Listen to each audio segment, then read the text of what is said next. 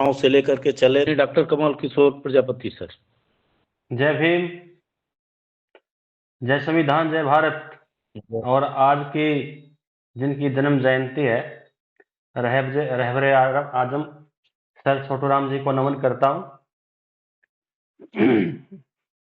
इस मंच पर जितने भी प्रबुद्ध साथी, बुजुर्ग, बच्चे जुड़ते हैं, उन सबको भी मैं नमन करता हूँ, प्रणाम करता हूँ, क्योंकि ये एक ऐसा मंच है जो कद, पद और हैसियत देख के नहीं जुड़ता, सिर्फ और सिर्फ भावना देख के जुड़ता है।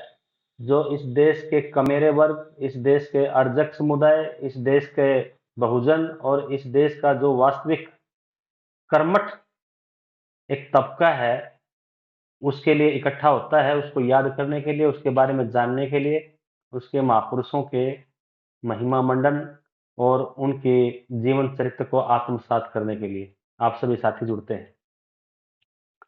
आज हम जिन शख्सियत पर चर्चा कर रहे हैं, दीनबंधु, रहबरे आजम, नाइट सर छोटू राम, कितनी ही उपाधियां हैं, और किसी भी व्यक्ति को ये उपाधियां ऐसे ही नहीं मिल जाती। इन उपाधियों को पाने के लिए उनके जीवन का जो संघर्ष और उनका बहाया हुआ जो पसीना है, वो उन उपाधियों का कर्जदार होता है एक प्रकार से। खैर, मेरे से पहले बिटिया ने बहुत खूबसूरत इनके बारे में बताया, बल्कि मैं तो ये फील कर रहा हूँ, महसूस कर रहा हूँ जैसे मेरे पास अब कुछ कहने के लिए है ही नहीं। इस बिटिया को बहुत बहुत आशीर्वाद, बहुत ही उज्जवल भविष्य है इस बच्ची का, खूब पढ़ती है और खूब जानती है। और इस बिटिया से पहले एक भाई ने बहुत सुंदर कविता इनके बारे में सुनाई। काफी, मैं तो ये कह रहा हूँ कि पूरा जीवन चरित्र उन्होंने कविता के माध्यम से कह दिया। उसमें जो आंकड़े, तथ्य, नाम जो दिए गए थे, वो मेरे ख्याल से उन्होंने नेट से उठाए, और उसमें नेट में जो कुछ बातें उनके बारे में बताई गई है ना, वो थोड़ी सी कहीं ना कहीं छोटी मोटी गड़बड़ है। मैं थोड़ा सा क्लियर कर दूं। राम रत्न उनके दादाजी का नहीं, उनके परदादाजी का नाम था, यानी कि उनके दादा के पिताजी का। और क्योंकि वो बहुत लंबा जीवन जिए थे, 98 वर्ष, 98 साल के होकर गुजरे थे, यानी कि उनके दादाजी के बाद तक उनके परदादा जिंदा थे, इसलिए उनका नाम ज्यादा आ जाता है। अन्यथा राम रत्न जो थे उनके परदादा थे, और रामदास उनके दादाजी थे, और उनके पिताजी का नाम सुखी राम था। एक इनकी माता के नाम के बारे में भी कई बार अनर्गल हो जाता है थोड़ा मोटा। अर्की देवी नाम आपको नेट पे मिलेगा, यद्यपि अर्की देवी इनकी माँ का नाम नहीं था।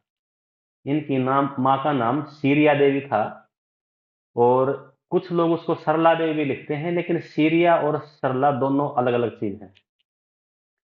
हरियाणवी भाषा में सीरिया का मतलब जो श्रीमुख से जिसके वचन अच्छे निकले उसको बोला जाता है।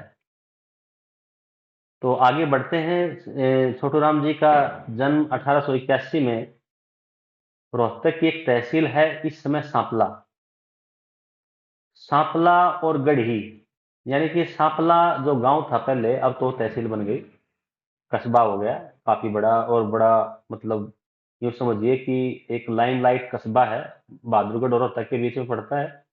और बहादुरगढ़ ये इसका हरियाणा का एक इंडस्ट्रियल एरिया है, और धुर सांपला तक वो इंडस्ट्री फैल चुकी है अब तो, इसलिए सांपला जो है ना बहुत लाइमलाइट है इस समय, और उसकी जमीनें बहुत महंगी हैं फिलहाल। उसी सांपला गांव में इनका जन्म हुआ, और सांपला में इनका परिवार जो रहता था, वो उसके साथ में जो इनकी जमीनें थी खेती किसानी के लिए, तो इनका परिवार उठ के उन्होंने अलग से अपना एक छोटा सा बसेरा बना लिया था। हरियाणा में रोहतक के इलाके में उन बसेरों को गढ़ी बोलते हैं, गढ़ी, इसीलिए गढ़ी सांपला कहा जाता है उस गांव को। गढ़ी, जो आप हिसार साइड में जाओगे, हरियाणा के हिसार साइड में अगर आप जाओगे, वहां खेतों में जो बसावट होती थी, धीरे धीरे फिर वो गांव बन जाते थे छोटे छोटे, उनको ढाणी बोलते हैं। और आप इधर पंजाब साइड में जाओगे तो वो जो छोटे छोटे गांव बस जाते थे खेतों में, उनको माजरा बोलते थे। तो ये स्थानीय शब्द हैं किसी छोटी बसावट के लिए। तो सांपला के साथ में जो छोटी सी बसावट हुई थी, उसको गढ़ी कहा जाता था, उस गढ़ी में रहते थे ये, इसलिए सांपला का पूरा नाम इस समय गढ़ी सांपला है। जाट बिरादरी है हरियाणा की, जो संख्या के हिसाब से सबसे बड़ी बिरादरी है। और मैक्सिमम बिरादरी खेती किसानी करती थी। खेती किसानी करते करते अंग्रेजों की सेना में उन्होंने खूब अपना पदार्पण किया, और बाद में आज आप देखिएगा तो भारतीय सेना में भी इनका पदार्पण दूसरी अन्य बिरादरियों के मुकाबले खूब है। यानी कि देश सेवा दो तरह से की, एक लोगों का पेट भर के अन्न के द्वारा, और दूसरा देश की सुरक्षा करके अपने प्राणों के बलिदान के द्वारा। तो इन दोनों ही मामलों में इस समाज ने बहुत योगदान दिया है इस देश को। सर छोटूराम पे चर्चा करते हैं तो इनके गांव में ही, सापला में ही एक प्राइमरी स्कूल था जिसमें ये पढ़ने के लिए इनको भेजा गया। मैं बड़ा आश्चर्यचकित हो जाता हूँ जब उस समय हमारी जो मजदूर कौमें थी या किसान कौमें थी, बिरादरियां थी, उनके बच्चों को उनके माँ बाप पता नहीं किस भावना के वशीभूत होकर या किस प्रेरणा से अपने बच्चों को पढ़ने के लिए भेज देते थे। मैं संतराम बीए को जब पढ़ रहा था तो तब भी मुझे बड़ा आश्चर्य हुआ था। 1899 में उन्होंने एडमिशन लिया था विद्यालय में। और जब मैं रामचंद्र विद्यार्थी पर जो मैंने उपन्यास लिखा, जब उसको पढ़ा तो उनके पिताजी का भी एडमिशन था 1903 में वहां के प्राइमरी स्कूल में। और जब छोटूराम को पढ़ रहा था तो 1907, मतलब 1881 में इनका जन्म हुआ। तो 1987-88 के आसपास इनका एडमिशन करवाया गया था स्कूल में। तो कहने का तात्पर्य ये है कि उस समय जिस परिवार में ये शिक्षा को के पाने की जो भावना जगी थी, और जिन्होंने अपने नौनिहालों को, बच्चों को पढ़ने के लिए विद्यालय में भेजा, वो सारे के सारे परिवार ही पूरे देश में इस प्रकार से चमके। उनके उन बच्चों ने जो पढ़ लिख करके इतनी ऊंची बुलंदियों पर गए, इस प्रकार से चमकाया कि आज हम उन परिवारों के इतिहास का गुणगान बैठ के आपस में करते हैं, और इतिहास की किताबों में पढ़ते हैं, और साहित्य के पन्नों में उनको पढ़कर न केवल प्रेरणा पाते हैं बल्कि उनसे खुद भी प्रेरित होकर आगे बढ़ने का जज्बा पाते हैं। तो सबसे पहली बात तो यही है कि शिक्षा ने ही इन सबको आगे बढ़ाया। और शिक्षा की बात करें तो फिर हम और पीछे जाएं तो महात्मा ज्योतिबा फुले, उनकी पत्नी सावित्री बाई फुले, फिर नीचे उतरे बाबा साहब अम्बेडकर, गाडगे बाबा, पता नहीं कितनी कितनी ऐसी शख्सियतें हैं जो केवल शिक्षा के कारण ही अपने इस मुकाम तक आई। गांव के प्राइमरी स्कूल में इन्होंने शिक्षा पाई। उसके बाद इनके गांव से लगभग 20-21 किलोमीटर झज्जर पड़ता है, जो इस समय हरियाणा का एक जिला भी है। पहले वो रोहतक की ही तहसील होती थी। तो झज्जर जो पड़ता है इनके गांव से 20-21 किलोमीटर के आसपास है। वहां मिडिल स्कूल था, 8वीं तक का स्कूल था। वहां पर इसको दाखिल कराया गया और वहीं हॉस्टल में ये रहकर पढ़ाई करते थे। आप अंदाज लगाइए, पहले के जो प्राइमरी स्कूल थे वो चौथी कक्षा तक होते थे। 5वीं कक्षा में दाखिला लेने के लिए उसको दूसरे विद्यालय जाना पड़ता था। तो 20-21 किलोमीटर दूरी पर वो स्कूल था, मिडिल स्कूल झज्जर का। क्योंकि ये पढ़ने में बेहद होनहार और बहुत ही होशियार बच्चे थे, इसलिए माता पिता को उसके अध्यापकों ने भी सलाह दी, और खुद माता पिता की भी कुछ इच्छा थी कि ये पढ़ ले। और स्वयं स्वयं छोटूराम की तो बेहद इच्छा थी कि वो पढ़ाई करे। इसलिए सुखीराम जी जो चाहते थे कि बेटा अब पढ़ाई छोड़ के खेती बाड़ी में उसका हाथ बटाए या घर के दूसरे काम संभाले, तो उसको भी आखिर में इसको पढ़ाने के लिए तैयार होना पड़ा। और एक बात और बताऊं, सुखीराम जी जो थे वो किसान तो थे ही, साथ ही साथ थोड़े बहुत व्यापार में भी अपना हाथ आजमाते थे। और रुई के व्यापार में उनको बहुत बड़ा घाटा हो गया था, जिस कारण घर का माल असबाब चला गया, और साथ ही साथ उनको कर्जवान भी होना पड़ा। शायद इसी डर से वो छोटू राम को आगे पढ़ाने में असमर्थ थे। लेकिन सबके समझाने पर, सबके कहने पर, और खुद छोटे राम की जिद होने के कारण उनको पढ़ने के लिए आखिर में झज्जर के उस विद्यालय में दाखिल करा दिया गया, और वहीं हॉस्टल में रहकर ये पढ़ने लगे। तो पढ़ाई जारी रही, और उसी पढ़ाई को जारी रखने के लिए जब इनको धन की आवश्यकता पड़ी, तो वो लाला जी के पास कुछ कर्ज लेने के लिए गए, जिसका जिक्र इस बिटिया ने भी किया था कि भाई वो कर्ज लेने के लिए गए और उस लाला जी ने इनके पिताजी का अपमान किया। तब सर छोटू राम ने उनको स्वाभिमान के कारण उनको डांटा, और साथ ही साथ उस बाल उम्र में ही उनका जो एक विद्रोही रूप था वो सबके सामने आया। और छोटू राम अपने मन में एक टीस लेकर आए कि एक किसान के साथ और एक गरीब व्यक्ति के साथ किस प्रकार ये महाजन, ये सूदखोर, ये जो रिश्वतखोर लोग हैं, किस प्रकार से उनका अपमान करते हैं। तो वहीं मिडिल स्कूल झज्जर से इन्होंने पढ़ाई की। एक और बड़ा रोचक किस्सा है इनका, जब ये अपने गांव से जाते थे तो झज्जर तक जाने के लिए उस समय कोई साधन नहीं था, और पक्का रास्ता नहीं था वहां तक जाने का, कच्चे रास्ते थे जिनके ऊपर पैदल ही आया जाया जाता था, या फिर बैलगाड़ियां चलती थी, या फिर कोई अ, घोड़े गाड़ी चलती थी छोटी मोटी, उसी से आया जाया जाता था। लेकिन क्योंकि छोटू राम के परिवार के पास उस समय इतनी आमदनी नहीं थी कि इनके लिए घोड़ा गाड़ी या बैलगाड़ी की व्यवस्था करें और उसको छोड़ के आए, लेके आए। एक छोटा सा बच्चा जिसने 5वीं पास की है, और शरीर से कुदरती तौर पर दुबले पतले थे, हल्के फुल्के थे, लेकिन किसान के बेटे थे, मजबूत थे शरीर से वैसे, लेकिन शरीर के हल्के फुल्के थे, लेकिन हड्डियां मजबूत थी।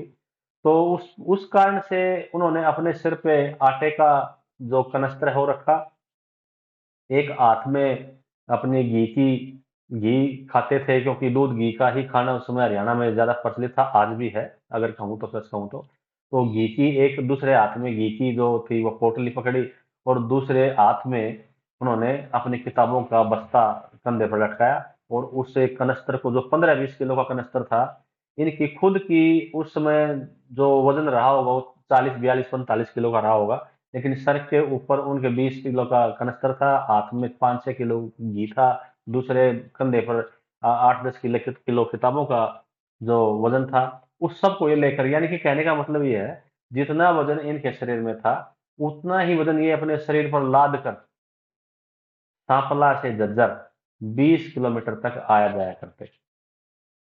और उनका ये संघर्ष ही है जो उनको यहाँ इतनी महान शख्सियत तक लेकर आया, और इसके इन संघर्ष से ही हमें ये प्रेरणा मिलती है, और ये कुछ कर गुजरने की तमन्ना जगती है कि जो भी ये व्यक्ति इतना संघर्ष करके यहाँ तक बढ़ सकते हैं, तो हमारे पास तो बहुत सुविधाएं हैं, आने जाने की कोई समस्या नहीं, वार्तालाप की कोई समस्या नहीं, पढ़ने की कोई समस्या नहीं, घर में, हमारे घरों में मतलब इतनी सुविधाएं हैं, बिजली है, कंप्यूटर है, दूसरी किताबें उपलब्ध हो जाती हैं। अब तो इतना हमारे पास ज्ञान का भंडार है, फोन में नेट है, कंप्यूटर है, पता नहीं क्या क्या हमारे पास उपलब्धताएं हैं। लेकिन एक ये महापुरुष थे जिनके पास संसाधनों की इतनी कमी होने के बाद भी ये यहाँ तक पहुंचे, और हमारे पास सब कुछ होने के बाद भी हम आगे नहीं बढ़ पा रहे, तो कहीं ना कहीं ये हमें मानना पड़ेगा कि हम कहीं न कहीं अपने संघर्ष में, अपनी मेहनत में और अपनी लगन में कमज़ोर रहते हैं। इनसे हमें सीखने की ज़रूरत है कि अगर लगन और जुनून और जज़्बा हो, तो हम कुछ भी कर गुज़र सकते हैं। तो छोटू राम जी ने 8वीं तक की कक्षा वहाँ से पास की, उसके बाद फिर घर में आके उन्होंने कहा कि मैं आगे पढ़ना चाहता हूँ। पिताजी ने फिर हाथ खड़े कर दिए कि नहीं भाई, मैं यहाँ तक कि तुम्हें बहुत पढ़ा पाया हूँ, मैं पहले ही बहुत सारा कर्ज़वान हूँ, मुझे बड़ी मुश्किल है, तुम मेरा अपना हाथ बटाओ और घर की खेती-बाड़ी में और दूसरे कामों में मेरी मदद करो। अब बहुत पढ़ लिख लिए, छोटा-मोटा व्यापार करता हूँ, उसको भी देखो। लेकिन जिस आदमी के इरादे, जज़्बे और संकल्प बड़े होते हैं, वो इन छोटी-छोटी बातों से भटकने वाले नहीं होते। इन्होंने फिर अपने पिताजी को समझाया, दूसरों से कहलवाया, और आखिर उनके पिताजी मान ही गए आखिर, और इनको दिल्ली के क्रिश्चियन स्कूल में दाखिला करवा दिया। वहाँ से इन्होंने इंटरमीडिएट की। इंटरमीडिएट बता दूं, उत्तर प्रदेश में इंटरमीडिएट 12वीं की पढ़ाई को कहते हैं, हरियाणा में उसको सीनियर सेकेंडरी कहते हैं, दिल्ली में भी उसको सीनियर सेकेंडरी कहा जाता है, यानी कि 12वीं की पढ़ाई इंटरमीडिएट मानी जाती थी। लेकिन ये इंटरमीडिएट 10वीं से 12वीं तक के जो 2 साल थे वो नहीं होते थे, यानी कि 10वीं तक ही इंटरमीडिएट हो जाती थी। अब 2 साल बढ़ा दिए गए हैं इसमें। और अगली जो नई शिक्षा नीति आ रही है, वो शिक्षा के लिए, शिक्षा के रूप में आपके लिए एक जलेबी है, जिसके अंदर आप घुसेंगे और गोल चक्री इधर से उधर घूमते रहेंगे, रास्ता कहीं नहीं मिलेगा। क्योंकि इस देश की जनता का इतना बुरा हाल हो चुका है कि बस क्या कहें, कुछ कह नहीं सकते, कुछ कहने को रहा नहीं। सर छोटू राम ने दो बातें कही थी। हे बोले किसान, दुश्मन को पहचान ले और बोलना सीख ले। हरियाणा और महाराष्ट्र इस देश के दो सबसे बड़े किसान राज्य मैं मानता हूं, लेकिन इन दोनों राज्यों के किसानों ने जो परिस्थितियां उत्पन्न कर दी, दुश्मन को पहचान भी लिया और बोलना भी सीख लिया। उन दोनों इन दोनों जो इन्होंने काबिलियत अपने अंदर पैदा की, और उस काबिलियत के बाद जो परिणाम यहाँ पर हमारे सामने आए हैं, वो बहुत ही पीड़क और हृदय विदारक हैं। बस कुछ कहना बनता नहीं, कुछ कह नहीं सकते। हम इस मंच पर बैठे साथियों से बस यही निवेदन है कि किसी तरह जैसा भी हो सके, जितना विनम्र होना पड़े, जितना संघर्ष करना पड़े, और जितना ही अपने आप को कष्ट या तकलीफ देनी पड़े, इस पब्लिक को, इस जनता को, इस कमेरे वर्ग को, इस किसान को, मजदूर को, महिलाओं को, बेटियों को, बहनों को, सबको समझाओ कि आप ये क्या करने लगे हैं, क्या कहाँ करने जा रहे हैं। ये बड़ी दिक्कत है, इसको ठीक करना पड़ेगा। दुश्मन को वाकई में पहचानना पड़ेगा। आपका दुश्मन अमेरिका में जाके 2200 करोड़ की रिश्वत दे के आता है,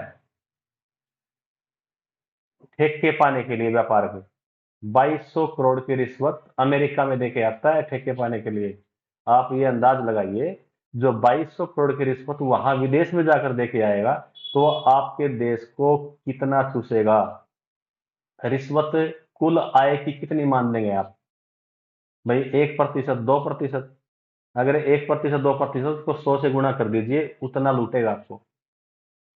और लेकिन हम नहीं पहचान पा रहे, ना उनके खिलाफ कोई अच्छा सा डिसीजन ले पा रहे, ना लड़ पा रहे हैं, कहीं ना कहीं समस्या है। तो कई बार हम सोचते हैं कि नहीं हो सकता कुछ भी, कुछ नहीं बदलेगा, सब उनके हाथ में है, वो बहुत ताकतवर हैं, हम क्या करें। इन बातों से काम चलना नहीं है। सर छोटू राम जब लड़ रहे थे, तो जो संघर्ष ये कर रहे थे, जिस प्रकार की परिस्थितियां इस देश में थी, उनसे तो बहुत ठीक है आज, उनसे तो बहुत सुधरी हुई है आज। आज हम दो भरपेट रोटी खा रहे हैं, हमारे पास आने जाने के साधन हैं, हम पढ़े लिखे हैं, बोलना हमने सीख लिया है, और हम लिख सकते हैं, कह सकते हैं, बता सकते हैं, जानते हैं, जान सकते हैं। जानने का अधिकार हमारे पास है। इनके पास तो कोई अधिकार ही नहीं थे। जब जब इन्होंने कुछ लिखने पढ़ने की चेष्टा की, अंग्रेज सरकार ने इनको पर अंकुश लगाए। ये तो संघर्षी इतने थे, और पब्लिक में इनका, यहाँ की स्थानीय जनता में इतना प्रभाव था और इतना अपनापन था कि वो लोग मरने मारने पर उतार हो जाते थे इनके लिए। इसलिए अंग्रेज सरकार इनसे बड़ा डरती थी। अभी वो बिटिया बता रही थी भाई, इन्होंने मोर के शिकार पर प्रतिबंध लगवा दिया। मोर का शिकार पता है किसने किया था? यहाँ के अंग्रेज कलेक्टर ने किया था, वो अंग्रेज मोर का शिकार। अंग्रेज कलेक्टर, जिनके लिए मोर कोई महत्व नहीं रखता, उनके लिए तो वो एक पक्षी था जिसको मार कर खा जाना था। खूबसूरत सा पक्षी होता है, बहुत ही शरीफ, और किसान का मित्र पक्षी होता है मोर। उसको मार कर खा लेना था, उसको खाया भी था उन्हें मार के। लेकिन जब सर छोटू राम को ये बात पता चली कि भाई ये तो इनके मित्र का ही हत्या कर रही है, और वैसे छोटू राम जी आर्य समाज की पद्धति में थोड़े से पगे हुए थे उनसे। तो आर्य समाज का भी नियम था भी पशु पक्षियों की हत्या मत कीजिए, वो भी उनके ऊपर थोड़ा सा प्रभाव था। इस कारण से उन्होंने विरोध किया। विरोध किया तो इनके ऊपर एक्शन हुआ। एक्शन हुआ तो इन्होंने और विरोध किया। इनके ऊपर और एक्शन हुआ तो इन्होंने और विरोध किया। वो विरोध इतना बढ़ गया, आखिर में वो उस समय के जो वायसराय थे उन तक बात गई, और आखिर में यहाँ मोर के शिकार पर प्रतिबंध लगाना पड़ा हरियाणा में। तो ये संघर्ष की जीत है, ये आपके जज्बे की जीत है, और ये आपके किसी चीज का विरोध करने की हिम्मत की जीत जीत है। हमने तो विरोध करने की हिम्मत ही खत्म कर दी एक प्रकार से। हम विरोध करते ही नहीं, हम चर्चा ही नहीं करते किसी चीज के ऊपर। चर्चाएं करनी पड़ेंगी, बातें करनी पड़ेंगी, लोगों को समझाना पड़ेगा, बताना पड़ेगा। और किसी को समझा और बता हम तब पाएंगे जब हमें खुद पता होगा। 3 कृषि कानून थे, किसान तुरंत समझ गए। उसके लिए बड़ा एक लंबा और बड़ा एक उसको विलक्षण भी कहना चाहता हूँ उस आंदोलन को मैं, जो लगभग 1 साल तक पूरी राजधानी को लोग घेरे बैठे रहे, शहादतें दी, 600-700 किसान शहीद हो गए, लेकिन अंततः उन कृषि कानूनों के मालिक को झुकना पड़ा और मान लेना पड़ा। अब भी बहुत सारे किसान भी ये कहते हैं, वो आखिर कृषि कानून थे क्या? उनको वापस क्यों दिलवाया आपने? ऐसा क्या था उनमें, क्या खराबी थी? अब समझते नहीं है लोग। उन कृषि कानूनों की मैंने बहुत छोटी सी एक व्याख्या तैयार की है, मैं उस पर चर्चा करूंगा थोड़ी सी। जो पहला कृषि कानून था, वो था कृषि उपज व्यापार और वाणिज्य। कृषि उपज व्यापार और वाणिज्य। इस कृषि उपज और व्यापार वाणिज्य का मतलब था कि आपकी खेत में उगी हुई सारी फसल को एक पूंजीपति खरीद लेगा। अब किसान की किसी उगी हुई फसल को कोई पूंजीपति खरीदे, बुरी बात तो नहीं है, लेकिन अगर वो पूंजीपति पूरे देश की फसल को खरीद ले और पूरे देश की फसल का केवल अकेला मालिक हो जाए, तो तब ये बाकी देश क्या करेगा? तब तो उसकी मर्जी चलेगी। किसान से उसने ले लिया, फिर अपनी मर्जी से वो बेचेगा। अभी मैं थोड़ा सा अपने घर में जो चर्चा थी छोटी सी, मैं उस पर चर्चा पे लेके जाता हूँ। मैं कल 80 रुपए किलो टमाटर लेके आया था घर में। तो मेरी माँ बोली, भाई ये तो बहुत महंगे हो गए। मैंने कहा माँ, ये टमाटर जो है ना, ये 3 बार डबल हो चुके हैं, तब मुझे 80 रुपए किलो मिले मंडी से। बोले 3 बार डबल कैसे हो गए भाई? मैंने कहा किसान ने 10 रुपए किलो मंडी में बेच दिए। उसके बाद जिस आड़ती ने इन टमाटरों को खरीदा, उसने डबल करके 20 रुपए किलो आगे उसको मासाखोर को बेच दिए। और माशाखोर ने वही 20 रुपए किलो के टमाटर जो थे ना, आगे रेडी वाले को 40 रुपए किलो बेच दिए। डबल हो गए ना। और उसके बाद उस रेडी वाले ने मुझे दो ना 80 रुपए किलो दिए, डबल उसने कमा लिए। अब आप ये देखो, जो 3 बार डबलिंग हुई है, जो 3 बार रिपीट हुआ है रेट इसका, और वो भी डबल डबल के रूप में, तो किसान को क्या मिला? एक चीज 80 रुपए किलो बिक रही है, लेकिन किसान की तो वही चीज 10 रुपए किलो बिकी ना। वो जो 10 रुपए किलो, 80 रुपए किलो तो अभी मिल रही है हमें। अगर ये कृषि वाणिज्य कानून लागू हो जाता, तो वही 10 रुपए किलो वाली चीज हमें 180 रुपए किलो मिलती। और ये बात किसान को भी पता थी कि तुम्हारा शोषण ऐसा ही होना है, और साथ के साथ पिसेंगे दूसरे लोग भी, तो वो इसके विरुद्ध हो गए। दूसरा कानून था कृषक कीमत आश्वासन और कृषि सेवा करार। अब कृषि सेवा करार में क्या था कि इसके तहत जो मंडियां जो थी, जिस मंडी में किसान अपनी फसल लेके बेचने जाता है, वो मंडियां खत्म कर देनी थी। व्यापारी जब उस किसान की फसल को बाहर ही खरीद लेकर, फिर मंडी में क्या लेने जाएगा? धीरे धीरे वो मंडियां खत्म हो जाती। मंडियां खत्म होने के बाद फिर वो उस पूंजीपति के रहमो करम पे किसान रह जाता। फिर उसकी मर्जी, उसको खरीदे ना खरीदे उसकी मर्जी। और दूसरा था इनके अंदर समर्थन मूल्य। जब ये उस कानून से मुक्त हो जाते, तो समर्थन मूल्य सरकार को देने की आवश्यकता क्या है? अब समर्थन मूल्य पर बड़ी बहसें होती हैं। सब कहते हैं जी इसको मुक्त करो, मुक्त करो, मुक्त करो। अरे भाई, फसलें जो होती हैं वो एक सीमित समय के लिए होती हैं, जरूरी उत्पाद होते हैं, बहुत जल्दी खराब हो जाती हैं। किसान उसका स्टोरेज पूरे साल या पूरे लंबे समय तक नहीं कर सकता, उसके पास जगहें भी नहीं है। तो उस चीज का समर्थन मूल्य आपको देना ही पड़ेगा। ये कोई ऐसी चीज नहीं है साल 2 साल घर में पड़ी रहेगी, खराब नहीं होएगी। ये तो तुरंत खराब हो जाएगी। और उसका रख रखाव बड़ा मुश्किल होता है। आप अनाज अपने इसमें टीन टीन के डिब्बे में रख लीजिए, कुछ दिन में उसके अंदर जो है ना कीड़ा हो जाता है, खाने योग्य नहीं रहता। तो इनको रख रखाव बड़ा मुश्किल होता है, बहुत महंगा होता है। और किसान इस स्थिति में नहीं होता कि वो उसको उगाएगी और उसको सुरक्षा भी दे।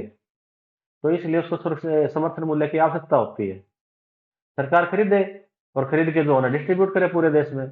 जो इस संसार के जो बढ़िया से बढ़िया देश है, जिनको हम विकसित देश कहते हैं, जो बड़े संपन्न देश हैं, उन्होंने भी किसानों की जो फसलें हैं उनके ऊपर अच्छे समर्थन मूल्य दिए हुए हैं। और किसान जिस जिस चीज का प्रयोग करते हैं, चाहे वो मशीनरी है, चाहे वो बिजली पानी है, चाहे वो दूसरे इंस्ट्रूमेंट है, चाहे वो बीज है, खाद है, पेस्टिसाइड है, हर चीज पे वो सब्सिडी देते हैं, हर चीज पे, ताकि किसान की फसल की लागत कम से कम हो और कमाई उसकी ज्यादा से ज्यादा हो। अपने यहाँ उल्टा है। अपने यहाँ सब उल्टा है, सब सब्सिडियां खत्म है। किसान जिस चीज का प्रयोग करता है उसका मूल्य रोज बढ़ता जा रहा है और उसके समर्थन मूल्य को खत्म करने की चेष्टा की जा रही है कानूनों के द्वारा। और जो तीसरा कानून था, आवश्यक वस्तु संशोधन अधिनियम, इसमें क्या है, किसान जो चीजें उगाता है, चाहे वो फसलें हैं, दालें हैं, फल हैं, सब्जियां हैं, ये आवश्यक वस्तु के अंतर्गत आती है। और इस आवश्यक वस्तु का मतलब ये होता है कि जो व्यापारी हैं वो इसका एक सीमित भंडारण कर सकते हैं। जब 1996 में अटल बिहारी वाजपेयी की सरकार बनी थी तो उसने उस भंडारण को कई गुना बढ़ा दिया था भाई। इस जो पहले उसका भंडारण था उसका रेशो बहुत ज्यादा बढ़ा दिया था उसने। वहीं से इन सब आवश्यक वस्तुओं की कीमत एक प्रकार से आम आदमी के हाथ से निकलनी शुरू हो गई थी, क्योंकि व्यापारी लोग उसका भंडारण कर लेते और फिर जब मौका आता तब उसको बेचते।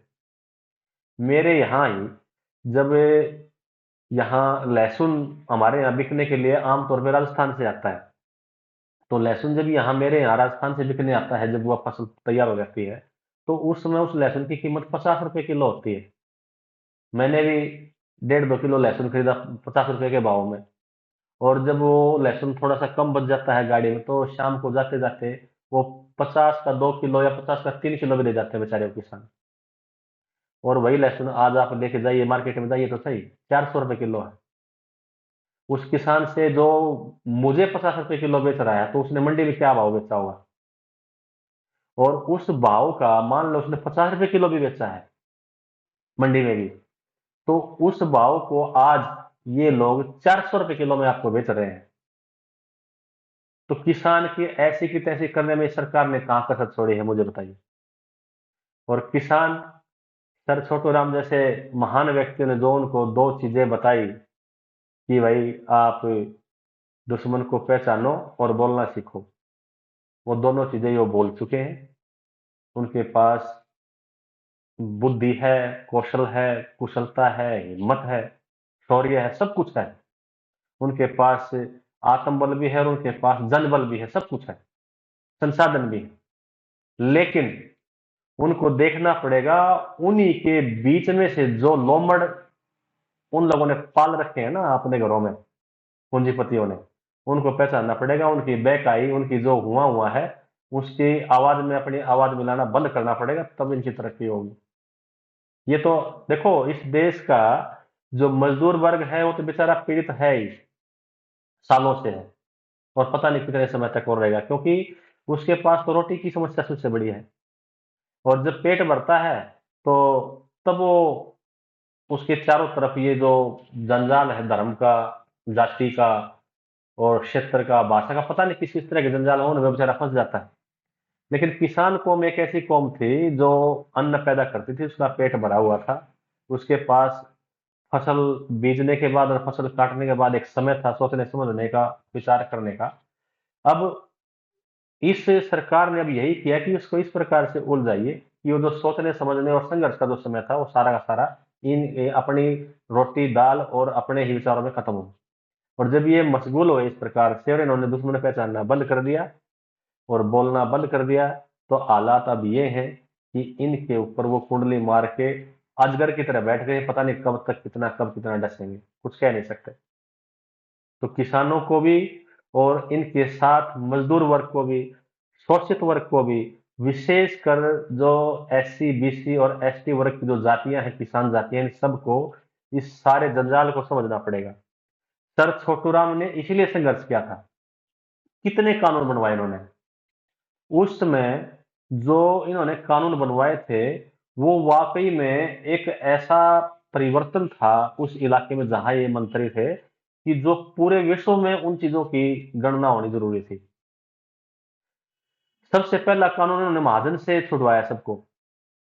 अरे अपने यहाँ तो इतना बुरा हाल था, हमारे यहाँ हरियाणा में जब किसान फसल लेके जाता था ना मंडी में, तो वहां एक ये कहावत भी है, एक कड़वी सच्चाई भी है हमारे यहाँ की मंडियों की। तो उसमें किसान तो पढ़े लिखे होते नहीं थे, और लाला जी, इनकी जो सेठ था, जो लाला था, बनिया था, वो इनकी फसलें खरीदता था, तो इनका हिसाब लगाता था फिर वो। हाँ भाई, नाम लेता उसका, किसान का जो कुछ भी नाम था उसका, हाँ भाई देखो, तुम्हारा जो पिछला कर्ज था वो हो गया छिकू छिकू 96, यानी कि 6 को 6 से गुना करो तो वो 96 जोड़ता था। 6 को 6 से गुना करें तो 36 होता है, लेकिन वो 6 गुना में 6 जोड़ के 96 कर देता, और इसमें 4 रुपए लगे ब्याज के, कुल हो गए 100। यानी कि वो 6 गुना 6, 36 को 4 जोड़ के 40 को 100 कर देता, और तुम्हारी फसल हुई है भाई ये 60 रुपए की, और 60 रुपए मैंने निकाल दिए, अब 40 रुपए कर्जा तुम्हारे ऊपर फिर से है, आप अगली बार फसल लाओगे तब घटा लेंगे। यानी कि वो 40 रुपए उसे कभी उतरते ही नहीं थे, पीढ़ियां लग जाती थी, पीढ़ियों तक उसने इन लालाओं का घर भरा अपनी फसलों से, खुद भूखा मरा, बच्चे भटकते फिरे। और आखिर में जब सर छोटूराम वहां पर मंत्री बने, कृषि मंत्री, तो उन्होंने वहां पर महाजनी रजिस्ट्रेशन एक्ट पास किया कि जो भी यहां पर कर्जा देगा महाजन, उसको रजिस्ट्रेशन कराना पड़ेगा, ताकि इस देश की सरकार को यह पता चले कि यहाँ पर कर्जा देता कौन कौन है, और ब्याज से पैसे कमाता कौन कौन है, और जो ब्याज से पैसे कमाता है वो किस भाव में, यानी कि किस रेट में पैसे कमाता है, उसकी दर क्या है, कितना कमाता है, ताकि सरकार को पता चले और सरकार को टैक्स भी दे। इससे जो कुकुर मुत्ते की तरह घर घर बैठे महाजन थे, उनकी जो बढ़ोतरी हो रही थी दिन पर दिन, वो कम हो गई और रुक गई एक प्रकार से, और किसानों का जंजाल छूटा। दूसरा कानून इन्होंने पास किया किसानों के हक में कि भाई इनका जो आजीविका का साधन है, अब आजीविका का साधन क्या था? खेती, यानी कि जमीन। दूसरा था इनका बैलगाड़ी, घोड़ा गाड़ी, ऊंट गाड़ी, यानी कि जिस हल या जो भी चीजें, जो भी इंस्ट्रूमेंट जो प्रयोग करता था वो खेती किसानी में, उनको अब रहन नहीं रखा जाएगा, और उनकी अब नीलामी नहीं होगी, कुर्की नहीं होगी। पहले क्या था कि जो जमींदार का हाल छीन लेते, उसका बैल छीन लेते, उसकी गाड़ी छीन लेते, उसकी जमीन छीन लेते, वो बेचारा भटकता फिरता, और फिर तब क्या करता हूँ, मरता क्या नहीं करता, वो सब कुछ माननी पड़ती उसको महाजन की। लेकिन अब कानून पास कर दिया भाई इन चीजों को तो आप इनसे छीन ही नहीं सकते। ये दूसरा कानून था। मतलब ये देखिए ना, मतलब कितना एक कालजयी कानून इन्होंने दिया है, मतलब किसान को उनके चुंगल से निकालने का। और तीसरा जो कानून था कि भाई अगर किसी भी किसान ने अपने उधार ली हुई संपत्ति को दोगुने रूप में किसी महाजन को लौटा दिया हो, तो उसका कर्जा माफ करना ही पड़ेगा, चाहे उसने वो कितने ही दिन में लौटाई हो।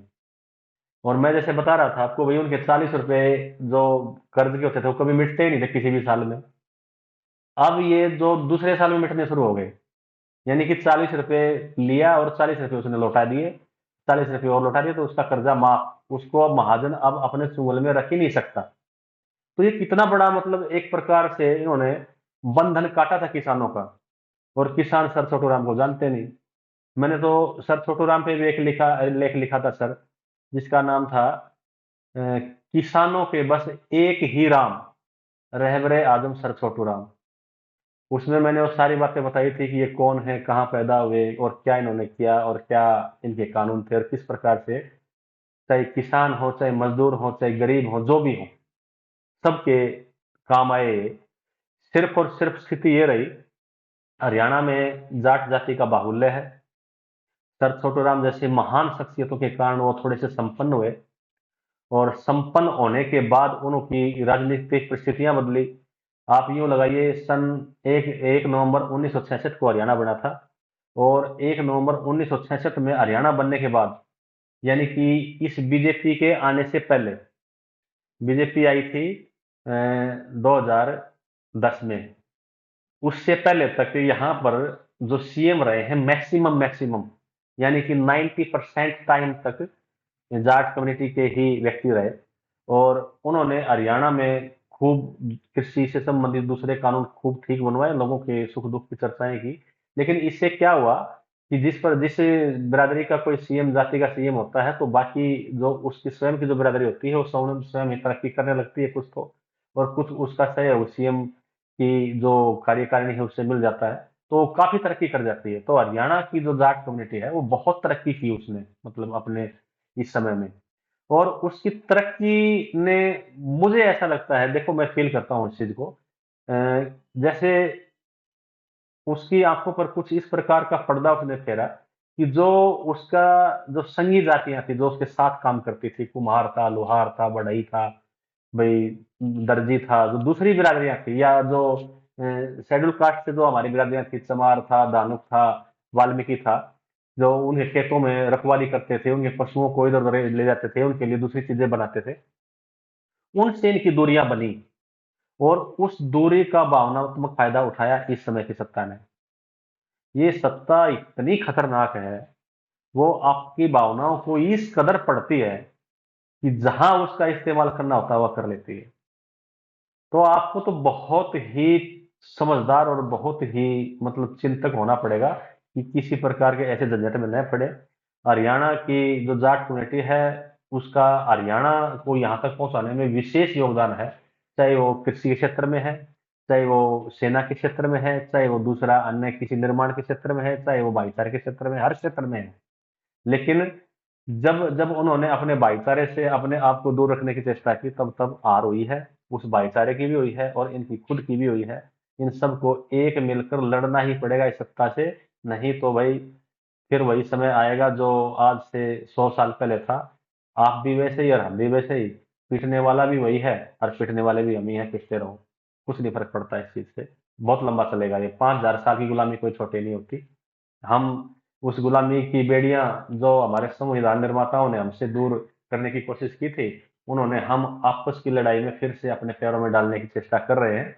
इससे बचना ही पड़ेगा, नहीं बचे तो भाई फिर गुलाम होना है तो हो। अब उसमें वो आप और हम क्या कर सकते हैं? हम आपके भाई हैं, आप गुलाम तो हम गुलाम।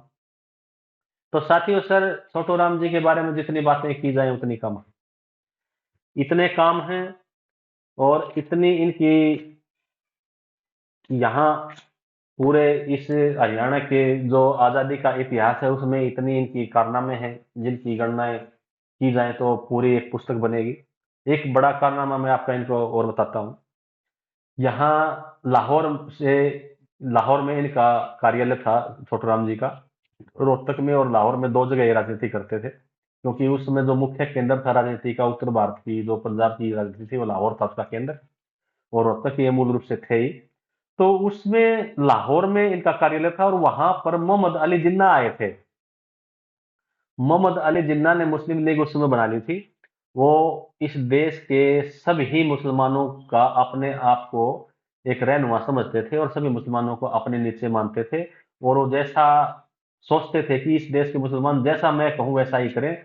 दिन को रात कहूँ तो रात कहें और रात को दिन कहूँ तो दिन कहें, वैसा मानते थे।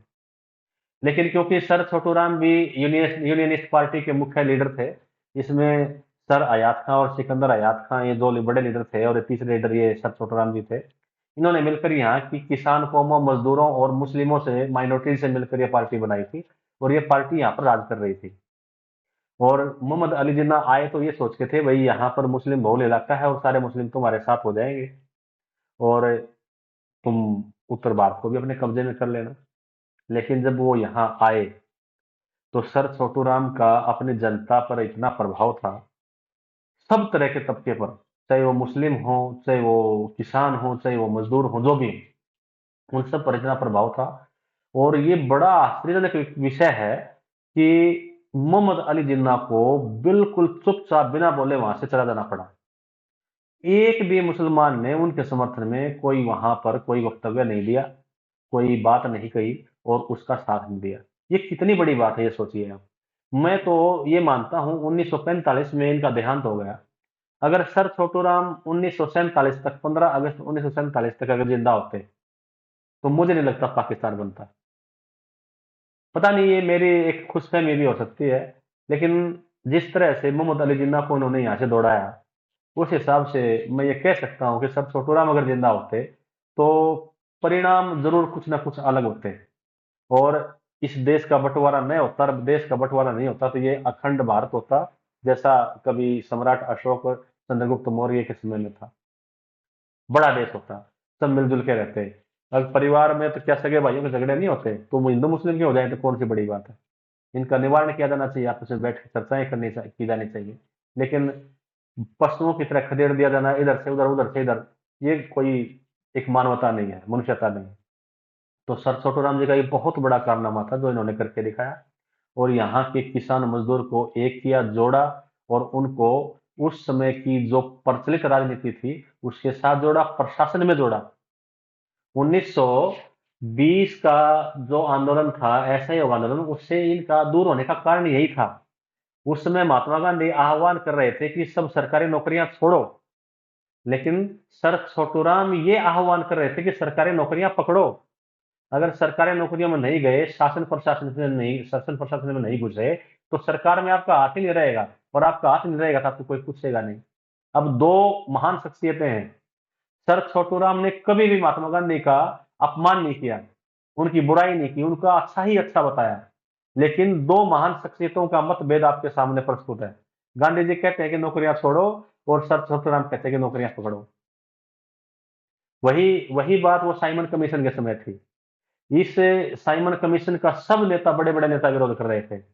लेकिन तीन बड़े नेता जो इस देश के कमेरा वर्ग, मजदूर वर्ग और जो शोषित पीड़ित था उस वर्ग के जो तीन बड़े नेता थे, वो उसका आह्वान कर रहे थे, उसका सम्मान कर रहे थे। वो तीन नेता थे: बाबा साहब अम्बेडकर सर्वप्रथम, और शिवदयाल चौरसिया, और तीसरी जो शख्सियत थी वो थी सर छोटूराम। मैं तो कई बार यहाँ अपने जो मेरे साथी हैं, जाट कम्युनिटी से भी आते हैं, बहुत सारे साथी हैं, तो वो बड़ी बड़ाइयाँ कर रहे थे, साइमन कमीशन जाओ, आज़ादी की, जो बाबा साहब अम्बेडकर ने जो है ना उसका उसका आह्वान किया था, उसको बुलाया था, उनको नहीं करना चाहिए था। तो मैं उससे पूछ बैठा, भाई सिर्फ बाबा साहब अम्बेडकर ने किया था या कोई और नेता भी साथ में था? तो उसने कहा कि नहीं, और तो कोई नेता था ही नहीं। मैंने कहा भाई तीन नेता थे, उनमें पहले बाबा साहब अम्बेडकर थे, दूसरे थे शिवलाल चौरसिया, और तीसरा बताओ कौन था? बोला हाँ बताओ। तीसरे थे सर छोटूराम। अब इतना कहते ही उसका चेहरा सफेद हो गया एकदम। भाई पढ़ लिया करो इतिहास का, आपको पता नहीं है? और ये क्यों उनका आह्वान कर रहे थे, कम से कम ये तो जानो। साइमन कमीशन हमारे लिए शिक्षा की, दूसरे कानून में हस्तक्षेप की, और शासन प्रशासन में हमारे अधिकारों की रक्षा के लिए आया था। ये अलग बात है कि इस देश की आजादी चाहने वाले उसको भगाना चाहते थे, जिसमें और भी बड़े बड़े जो बाद में बड़े रहनुमा रहे हमारे, वो नेता भी शामिल थे। तो ये एक मतभेद था, और बड़े बड़े नेताओं में कई बार विचारों का क्या, वो बड़े हो चाहे छोटे हो, किसी में भी मतभेद हो सकता है। लेकिन उस मतभेद के कारण कोई नेता छोटा और कोई नेता बड़ा थोड़े ना हो जाता है। सभी अच्छे हैं, सभी ने देश के लिए काम किया है, और सभी सैल्यूट के काबिल है। तो साथियों, काफी समय आपका ले लिया, और भी वक्ता होंगे, और काफी चर्चाएं करनी होंगी। मुझसे जाने अनजाने कोई छोटी मोटी बात इधर उधर निकल गई हो तो क्षमा चाहता हूँ। आप सबका छोटा साथी हूँ। इस मंच ने मुझे आप तक बात करने का जो मौका दिया है, उन सब मंच के जो मुखिया हैं उन सबको साधुवाद देता हूँ, नमस्कार करता हूँ। जय भीम, जय संविधान, जय भारत, जय सर छोटूराम। Thank you.